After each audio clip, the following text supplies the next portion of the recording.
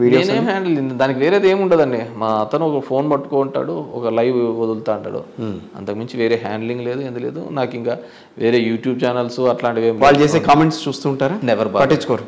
ఎఫ్బీలో వచ్చే కామెంట్స్ కానీ, యూట్యూబ్లో మీరు పెట్టిన వీడియోస్ కామెంట్స్ కానీ పెట్టానండి. మేము అసలు యూట్యూబ్ ఛానల్స్, మిగతా యూట్యూబ్ ఛానల్స్ దాంట్లో ఉండేవి చిన్న చిన్న వాళ్ళు చేసుకుంటా అంటారు తప్ప యూట్యూబ్ ఛానల్ మాకు సంబంధం లేదు. ఓన్లీ ఫేస్బుక్లో లైవ్ అనేది పెడుతుంటారు. బికాస్ నా పేపరు నా ఛానల్, లేకుంటే నేను ఆ పేపరు నా ఛానల్లో నేనేం చేస్తున్నాను అనేది తెలియాలి కదా. లేదంటే మీరు ఎందుకు వస్తారు నా దగ్గరికి? నిజంగా ప్రజల మీద మీకు అంత మమకారం, ప్రేమ, ఆప్యాయతలు ఉంటే ప్రజల ప్రేమకు వాళ్ళకి వెళ్ళి డైరెక్ట్ గా మీరే సర్వ్ చేయొచ్చు కదా. అవన్నీ ప్రజల ప్రేమకు దీనికి సంబంధం ఏముంటది? అట్లాంటప్పుడు టీవీలు ఛానల్ అని ఎందుకు? ఏం చేస్తున్నారనేది చెప్పడానికి. అవును, నేనేం చేస్తున్నాను అందరి ప్రజానికానికి చెప్పడానికి. అవి నేనేం చేస్తున్నానని చెప్పడానికి ఇది కూడా అంతే. మీ అంతటి మీరు చెప్పుకోవడం కాదు, ఇంకోళ్ళు ఎవరన్నా చెప్పాలి. ఎందుకు నేను ఇంటర్వ్యూ చేస్తున్నానంటే మీ మనోగతం తెలుసుకోవడానికి ఇంటర్వ్యూ చేస్తాను. అవసరం లేదు నా మనోగతం నేను ఏ విధంగా. దానివల్ల చాలా మందికి అసలు సిస్టమ్ ఎలా రన్ అవుతుంది, ఏ పథకం ఎలా మిస్ అయిన దానికి ఎలా వస్తుంది అనేది కూడా తెలుసుకున్న వాళ్ళు ఉంటారు కదా. ఓకే. సో ఏదైనా కానీ నేను ప్రతిదీ కూడా నా ప్రోగ్రామ్ నేను లైవ్ ఇస్తున్నాను. Good judgment. That's yes. So చాలామందికి కూడా తెలియని పథకాలు కూడా ఈ విధంగానే చాలా నాకు ఫోన్లు చేసే వాళ్ళలో ఓవరాల్గా డిఫరెంట్ ఏరియాస్ నుంచి కూడా ఒక 100 ఫోన్లు వస్తాయి డైలీగా. సార్ మాది ఇట్లా పోయింది, దీనికి ఎట్లా అని ఇక్కడ చెప్తారా, ఇట్లా చేస్తారంటే నా ఊర్లో చేసుకోవడానికి నా దాంట్లోకి నాకు పోతా ఉంటుంది. ఇక్కడ పోయి అడగండి, అక్కడ వాళ్ళు చేస్తారు అని చెప్పి చాలా ఓపిక్గా సమాధానాలు ఇస్తూ ఉంటారు చాలా విషయాలు. అంత ఓపిక ఎక్కడదండి? ఇంత తిరుగుతూ వాళ్ళతో మాట్లాడుతూ పొద్దున 6ంటికి లేస్తారు, 6 దగ్గర నుంచి వాళ్ళతో మమైకం అవుతారు. రాత్రి సాయంత్రం పోని నేను అంత మరీ ఎగ్జాగరేట్ చేయను కానీ సాయంత్రం 6 వరకు వాళ్ళతో మాట్లాడుతుంటారు. 6:30, 7 వరకు వాళ్ళతో మాట్లాడతారు. దాదాపుగా ఒక 12 గంటల పాటు వాళ్ళతో గడుపుతారు. ఫ్యామిలీ ఇవేం పట్టించుకోరా? అట్లేం లేదు, ఫ్యామిలీ పైన ఇక్కడే ఉంటారండి. అదే అంటే నేను అనేది ఆ ఇష్యూస్ మీద పెద్దగా కాన్సన్ట్రేషన్ అనేది అట్లా ఏం లేదండి. మనం పోతుంటాము డైలీ 3 hours మార్నింగ్ తిరుగుతూ ఉంటాము, మళ్ళీ వచ్చాకల్లా ఇక్కడికి వచ్చాకల్లా ఉంటుంది. మళ్ళీ ఇక్కడ ఉంటారుగా. ఇప్పుడు అక్కడికి వెళ్తే అక్కడ ఉంటారు, ఇక్కడికి వస్తే ఇక్కడ ఉంటారు. ఏంట్రా జీవితం అని ఎప్పుడు అనిపించలా? దానికంటూ ఒక సండేస్ బ్రేక్ అని అట్లా ఒక టార్గెట్ ఏమైనా పెట్టుకున్నారా కేతిరెడ్డి గారు? ఏముంది టార్గెట్? రాజకీయాల్లో నేను ఈ పొజిషన్లో వెళ్ళాలి, నాకు అది ఆ మోజు లేదు, అదేం లేదు. Life as it comes as it goes అంటే నాకు అదే చెప్పారు. ఇప్పుడు అదే దాని మీద కట్టుబడి ఉన్నాను. పెద్ద నాకు ఇదేం లేదు. నేను మా వాళ్ళకు కూడా చెప్తుంటాను, ఉండే దాంట్లో హ్యాపీగా ఉండండి అయ్యా, ఏంది తలకాయ నొప్పులు ఇవి అని నేను చెప్పేసి. పెద్దగా నేను మిగతా దాంట్లో గురించి కూడా మెదడుకి ఎక్కించుకోను, ఇవన్నీ పెట్టించుకోనండి. లైఫ్ యాజ్ ఇట్ కమ్స్, హ్యాపీగా పోవాలని. ఏదైనా సమస్య వస్తే పెద్దారెడ్డి గారిని, మీ బాబాయ్ గారిని అడుగుతుంటారా?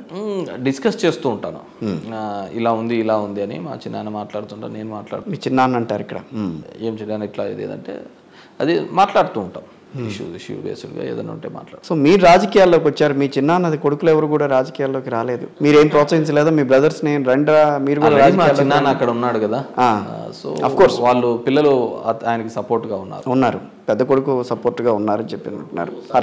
హర్ష సాయి ఇద్దరు సపోర్టివ్గానే ఉన్నారు, ఇద్దరు ఇది చేస్తుంటారు. మా చిన్నాన్న యాక్టివ్గా తిరుగుతూ ఉంటాడు కాబట్టి ఇబ్బంది. వాళ్ళు ప్రజలతో మీలాగా తిరగటం, వాళ్ళతో మాట్లాడుతుంటాడు మా చిన్న. అవునా? అంటే చిన్నాన్న కాదు, వాళ్ళ కొడుకులు కూడా తిరుగుతూ ఉంటారు డిఫరెంట్. అవును, ఆయన చెప్పారు చాలా. ఫస్ట్ మార్నింగ్ బయలుదేరితే నేను అట్లా తిరుగుతూనే ఉంటాను అట్లా అని చెప్పని అన్నారు. మా చిన్న ఇంకా ఫుల్ ఫ్లెడ్జ్డ్గా పొలిటీషియన్ గా బాగా తిరుగుతూ ఉంటాడు, నాకంటే బాగా తిరుగుతూ ఉంటాడు. కేతిరెడ్డి ఫ్యామిలీ ఏంటి అసలు? ఏం లేదా, ఎడుగూరి సందింటి ఫ్యామిలీ అని అంటే అదిగో అది రాజారెడ్డి గారు, వైఎస్ రాజశేఖర రెడ్డి గారు, తర్వాత జగన్మోహన్ రెడ్డి గారు అంటాం. మాకు సంబంధించినంత వరకు మా ప్రాంతంలో మమ్మల్ని ఎన్నుకున్న వాళ్ళు, మమ్మల్ని నమ్ముకున్న వాళ్ళ కోసం ఎంత దూరమైనా పోతాము, ఏమైనా చేస్తామని ఆ నమ్మకంతో పోతున్నాం, అంతకంటే వేరేది. సో ఇది పరంపర కొనసాగుతూ ఉంటుంది అట్లాగే రాజకీయాల్లో? అలా ఏం లేదు. ఇప్పుడు నాకేం ఇంట్రెస్ట్ లేదు, వచ్చినది రన్ చేస్తున్నాను. సో వచ్చి రన్ చేస్తూ నాకంటూ ఒక ట్రేడ్ మార్క్, నాకంటూ ఒక స్టైల్ ఆఫ్ ఫంక్షనింగ్ తీసుకొని రాగలిగినాడు. మై నెక్స్ట్ జనరేషన్ దీంట్లోకి రావాలని ఏం లేదు, వస్తే వచ్చినాడు వెల్కమ్, లేదంటే లేదు. రాజకీయాలు ఇలాగే నడుస్తుంటాయా రాబోయే రోజుల్లో కూడా? ఇంకా దిగజారుతాయి అనుకుంటున్నాను. ఇంకా దిగజారుతాయా? ఇప్పుడైతే రాజకీయాలు బాగున్నాయని మీరు అనుకుంటున్నారేమో కానీ ఐ డోంట్ థింక్ సో. అవి ఇంకా దిగజారి ఉన్నాయి, ఇంకా దిగజారుతాయి అనుకుంటున్నాను. దానికి మించి వేరేదేం లేదు. ముఖ్యమంత్రి గారితో మీకున్న సాన్నిహిత్యం? గుడ్ రిలేషన్ అండి. మొదటి నుంచి వాళ్ళ కుటుంబంతో మొదటి నుంచి కూడా మా నాన్నగారు మీరు ఆయన ఒకే ఏజ్ అని అనుకుంటున్నాను నేను కూడా, అటు ఇటుగా. 44, ఆయన నాకంటే చాలా సీనియర్గా ఉంటారు. ఒక 2-3 ఏళ్ళు పెద్దవారు. అంతే. సో ఆయన రాజకీయాల్లోకి వచ్చిన తర్వాత అప్పటికే మీరు రాజకీయాల్లో ఉన్నారుగా?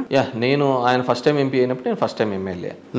సో ఆ విధంగా ఇదే ఒకేసారి ఇది చేసాము. ఆయన ముఖ్యమంత్రి అయ్యారు, మీరు అట్లే నేను ఎమ్మెల్యే. అలా ఇప్పుడు నా బేరీజ్ వేసుకున్నారా? ఎవరన్నా అన్నారా ఆ మాట? పోనీ హీస్ దట్ క్యాలిబర్. ఆ ఫ్యామిలీకి ఆ కష్టము వాళ్ళలో ఉంది కాబట్టి, ఆ డెడికేషన్ ఉంది, అచీవ్ చేసుకోవాలనే ఇది ఉంది. దానికోసము పబ్లిక్ అంటే ఏ నాయకుడు కూడా అన్నాడు కదా, నేను చనిపోయిన తర్వాత మా నాన్న పక్కన నా ఫోటోని ఉండాలి అంటే, ఒక ఫోటో పెట్టుకోవాలి ఆ ఇంట్లో పెట్టుకోవాలంటే అతన్ని ఎంతగా ఆరాధించాలి.